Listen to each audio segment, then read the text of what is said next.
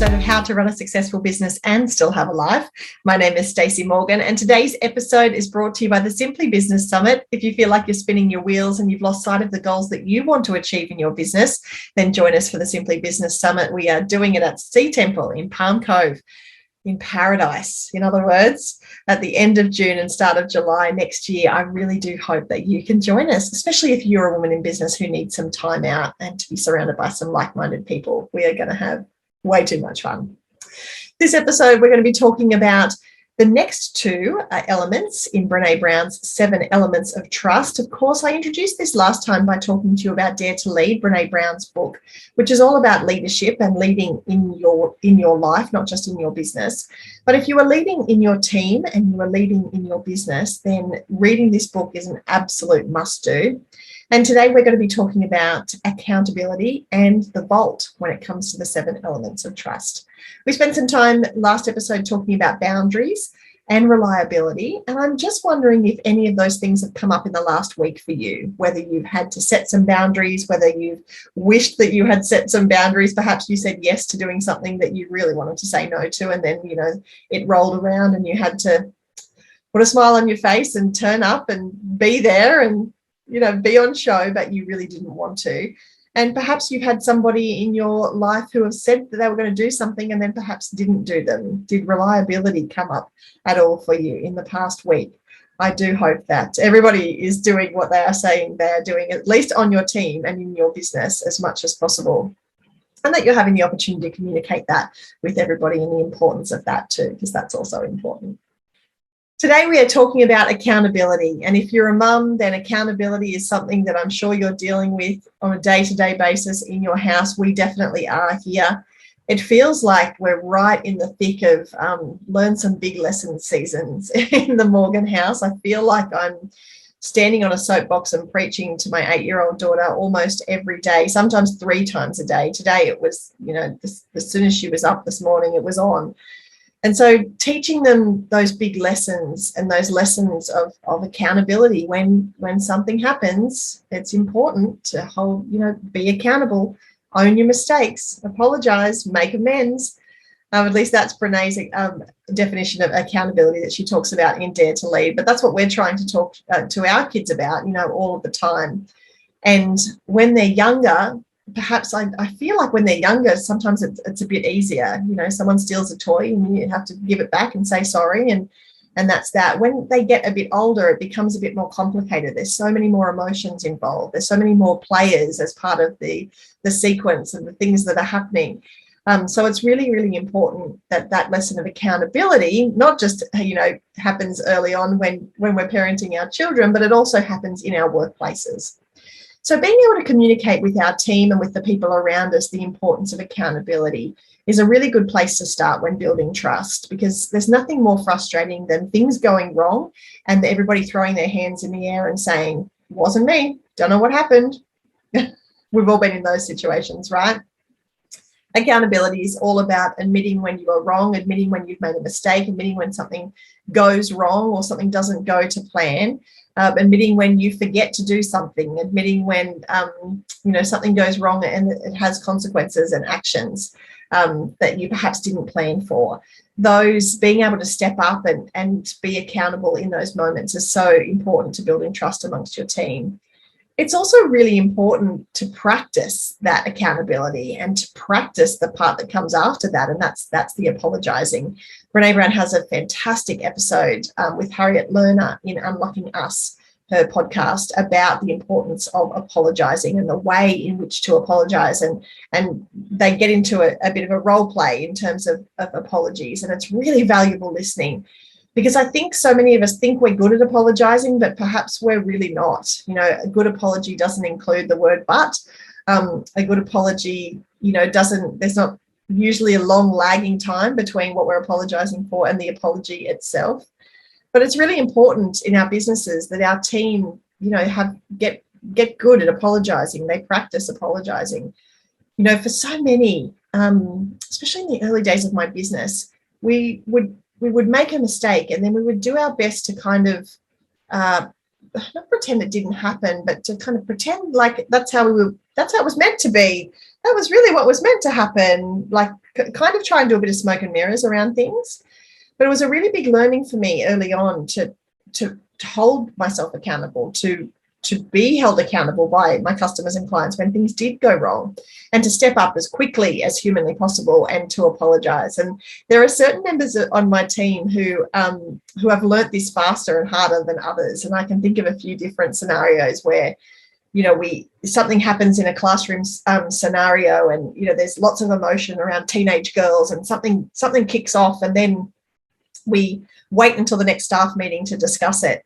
What we've become really good at is, you know, it's not a wait until the next staff room situation anymore. It's a let's get that parent on the phone now before they come in to pick up the child situation, to be able to explain what's going on and to apologize if necessary, and to make amends, and to really communicate clearly what's going on and what happened and how it happened and why it happened.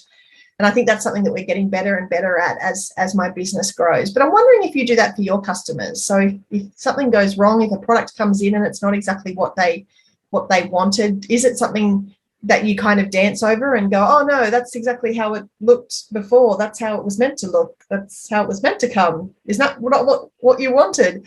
Or do we kind of front up and say, yes, I know that's disappointing. It was meant to be bigger. We are so sorry. This is how we're going to rectify the situation.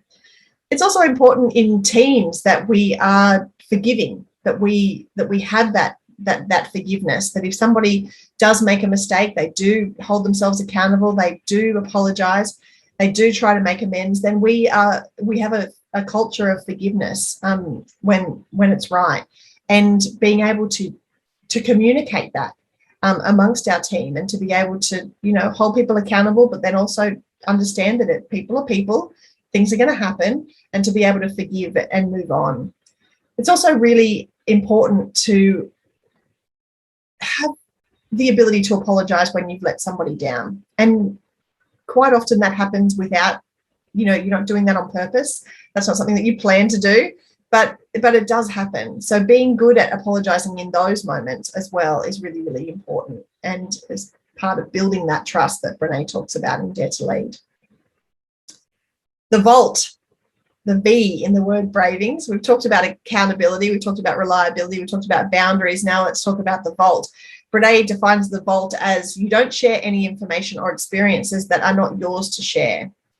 I need to know as part of the team that my confidences are kept, and that you are not sharing with me any information about other people that should be confidential. This is a big one in our business. This is something we've been working really hard at for the last couple of years, and working hard at creating processes and systems around a vault of information. And what has really worked for us is that another one of, you know, a Breneism. Brene will often say, you know, we talk to people, not about people. And that for us in our team has been a game changer, because when we stopped talking about people, so something would go wrong and in the business, and then, you know, instead of me going to the person that was in the wrong, I tell everybody else, can you believe this happened on Tuesday? Can you believe this happened on Tuesday? Did you hear this happened on Tuesday? So it doesn't actually solve any problems, and it doesn't give a lot of confidence to the people on my team that they're not going to, you know, muck things up, and I'm not going to tell every man and his dog exactly what's going on. So what we have learned to do is that in those moments, we don't share information or experiences that are not ours to share with other people who are not, you know, they're not in the circle to be able to hear it. Being able to keep the confidences of the people around us, and to be able to go straight to the person that we have an issue with, or that we have a problem with, and to share that information with them, to be able to confront those situations head on, rather than sticking your head in the sand and going and talking to 40 other people. And what we have found is that had a really big flow-on effect in our business. It's magnified trust like 100 times. It's also flowed on to our students as well. So our senior students, we used to have, you know, people that have little quarrels, they'd have a fight at school, and then they'd come to dancing and they'd want to tell us all about it. And we're using the same policy and the same system with our seniors as we are using as a team. We say, well, you know, as a team, when we have an issue like this, we don't go to each other. We go to the person. And that means that the confidences are being kept. It means that the information that you have, you're sharing it with the people that it's actually involved. You're not sharing that information with other people. The thing about gossip is that if somebody is gossiping with you, then it's highly likely that even though they're gossiping with you at this particular moment, any moment now they could be gossiping about you with somebody else. And the vault is really defines those boundaries in terms of what you should and shouldn't be doing in the workplace. And it flows on to life as well. So being able to find processes within your organization to make sure that people are keeping information to themselves, making sure that people aren't speaking about other people to other people, that they're going, if they've got a problem, that they're going straight to the person and being brave enough to have that conversation with the person, or they're just shutting their mouth and not saying anything at all, right? Because that's hard sometimes. It means that people can rely on each other. So if I'm going to give you a piece of information about a terrible day that I'm having, or a fight that I had with my neighbor, or something that's going on with me health-wise, it means that I can rely on you because I know that it's going to be in the vault and that you're not then going to go and tell 400 other people or other people on the team or some of our customers or clients or your next door neighbor. It's going to stay within the vault. It means that I have respect for my people in keeping their confidences and in keeping things in the vault, information that they give me. It means that I respect them. And it also means that we respect the organisation. We respect the systems and procedures and policies that we have in place for all of these things. It means we respect our team. And, there cannot be any trust without respect. So in being able to get to that trust and having a trustworthy team and a culture of trust within your team, that respect has to be there first. So keeping things in the vault, keeping that information and experiences to yourself, keeping other people's confidences, and not sharing information with other people that should be kept confidential is so important when it comes to building that trust, building the trust with your team, building the trust amongst your customers and clients as well. It goes a really long way in building your culture. If you've enjoyed this episode, then I would love you to make sure you put it on your Insta story. Take a screenshot right now and throw it up there and tag me at Simply Stacey Morgan. Of course, today's episode was brought to you by the Simply Business Summit. I really do hope that you can join us. You'll be able to step free of overwhelm and jump into a completely different space, physically and mentally, in order to be able to work on your business. Hopefully, it's going to also help you reignite your passion, be surrounded by like-minded people, and grow your business so that you can have the lifestyle that you deserve. The Simply Business Summit is happening at the Sea Temple Palm Cove Resort and Spa on June 29th through to July the 1st in 2022. You can find out more at simplystaceymorgan.com. If you haven't left us a rating or review yet on Apple Podcasts, please do. Please make sure you subscribe to the podcast as well. We have tackled BRAV already in terms of braving from Brene Brown and her fabulous book, Dare to Lead. If you haven't read it, I encourage you to get to your favourite bookstore this week and make sure you pick up a copy. And next week, we're going to be talking about the letter I and then the letter N. Of course, talking about integrity and non-judgment as we work our way through each of the 7 elements of trust. Thank you so much for joining us, and I'll talk to you next week.